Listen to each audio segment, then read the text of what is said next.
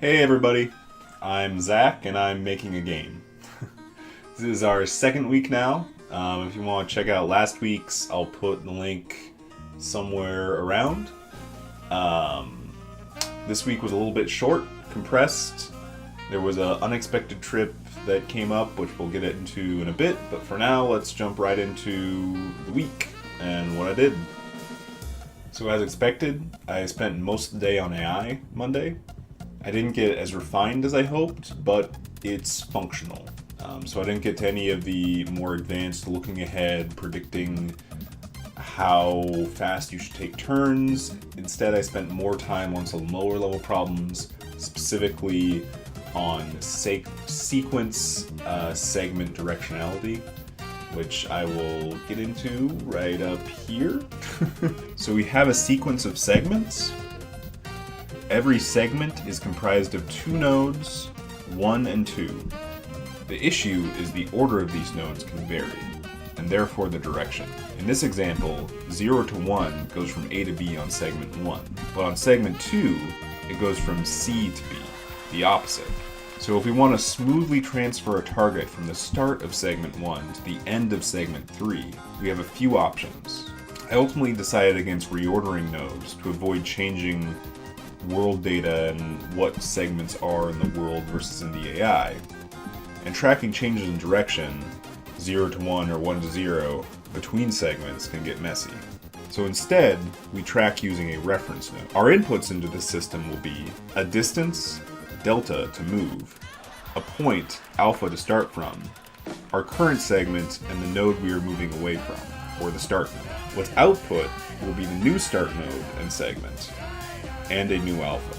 So once I actually drew some diagrams, the code for it was actually really simple. It just took some time to really figure out what was breaking specifically. So once I got to actually follow direction, it worked, which was cool, but I didn't want to spend any more time on it that week, so I just kind of got it to a sort of functioning state and moved on.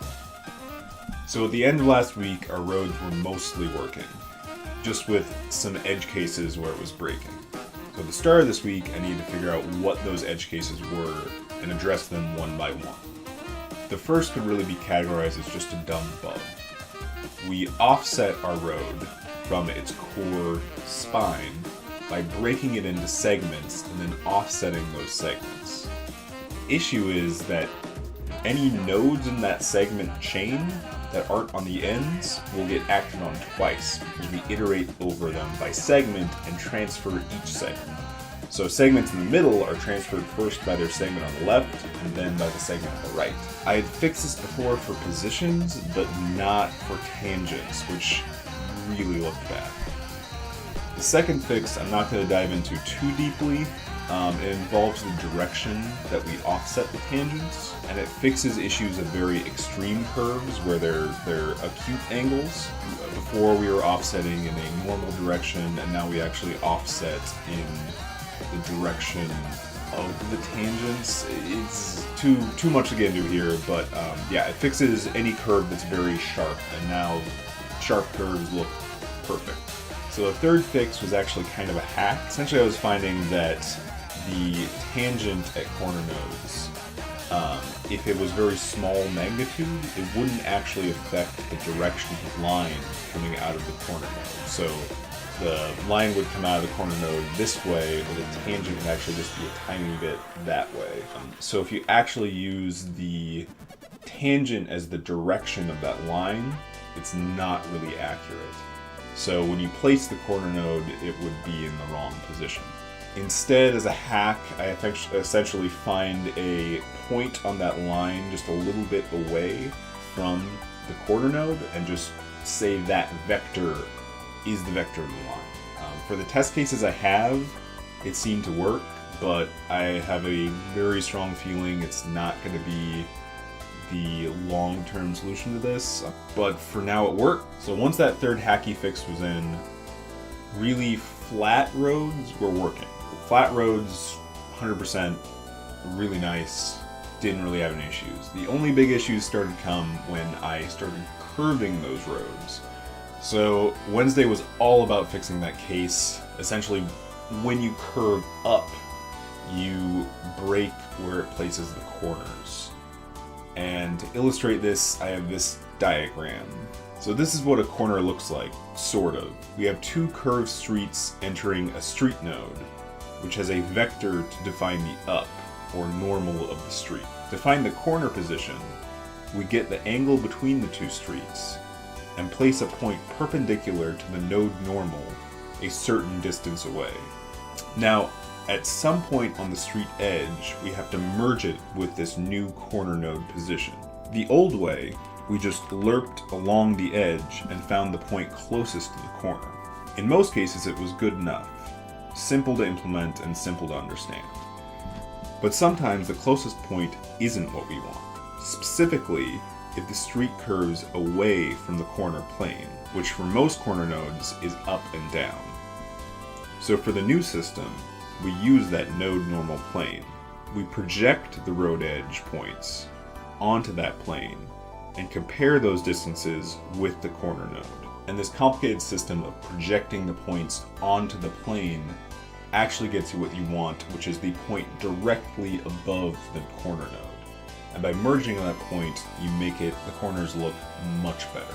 So with that fixed, I thought I was done with corner nodes. I thought I was done with streets. I thought they were working well enough until I started messing with more exotic road layouts. I found one more big issue, which I got into Thursday. So Thursday was all about banked corners. Corners where the up vector of the road actually changes as it goes from one node to the other. I apologize for my art on this one. Drawing perspective curves kind of sucks. Here we have a segment that goes from facing towards us to facing up, and we expect a smooth transition. Instinctively, I look at this and I see a lerp, so I just lerp it. However, when a curve is added, the normal we get from lerping isn't the one we want, because the direction of the line changes. So naturally, we want to take this direction into account. We found that lerping between the angles around the derivative of the line is the correct solution. You only really care about the vector's position projected onto the plane defined by the derivative and that point. Any tilt towards the line's direction doesn't actually mean anything for the direction up of the road. So with that banking issue fixed, I would say we've gone from a 60% not fail rate to a 90 to 95%, and the errors that I'm seeing right now are more tiny tweaks I can do by hand, and I can start moving on to other issues. So Friday I would have worked, but instead I went up to Vancouver and went to the Full Indies Summit, which, outside of the crippling social anxiety, was really great. It was kind of a last minute trip. I really only found out about it and got the tickets Wednesday, so I just kind of drove up from Seattle, got to see all the touristy stuff in Vancouver, all the weird stuff you're probably seeing right now. But yeah, a couple of the audio talks really made me want to start messing with some tools, stuff from Clay's sound designer and also the sound designer behind Night at the Woods. They both gave really good talks about giving really thematic sound in your game and giving your game life with sound. And yeah, it's kind of early to add sounds, but for a break from really hardcore math coding, it's pretty fun. It's something I'm going to be working on moving forward. In the immediate though, moving into next week and getting back to business, first issue I want to tackle is this delete problem, where if I delete a segment, it's not removing all references to itself from the associated nodes. After that, I really want to start improving some of my editor GUIs for Beziers. Now that streets are really looking good, I need to make it easier to actually place nodes and adjust their tangents, and extrude and all that. I started looking at some other tools and how they do Unity plugins and how they do their editor GUIs and their kind of suite of tools, and I want to try to replicate that a little bit. And then after that, there's issues with three-sided corners, where if you have a node and you have three streets going out from it, it can't generate the plane in the middle of there because it only has 3 sides, and right now I only support Bezier patches with 4 points. So I don't know how hacky I want to do the solution for that. I don't know if I want to just put a 4th point somewhere, or if I want to try to build support for 3-pointed Beziers. Probably hacky, but we'll see. So I think I'm zeroing in on a more playable demo. Right now, guesstimating it'll be done towards the end of week 4, looking at my schedule. So right now I'm week 2, probably after next week. For now though, that'll do it for this week. I'll see you guys next week. Hopefully I'll have some more cool stuff for you. Yeah, later.